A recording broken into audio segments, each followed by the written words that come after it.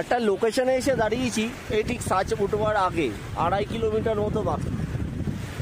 এই রাস্তাটা দিয়ে এসছি, দিয়ে এই সম্ভবত এটা ফেরবার পথে পুরো ওয়াটার ক্রসিং পাবো।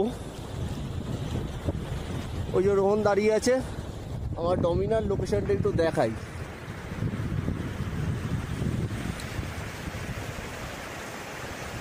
চরম ভিউ।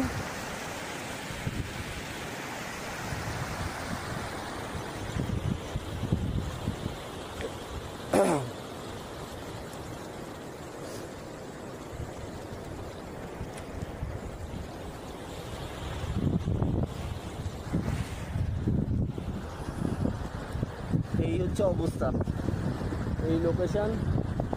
ডমিনার বিশাল সাপোর্ট দিচ্ছে, আর কি হাত পা জমে গেছে।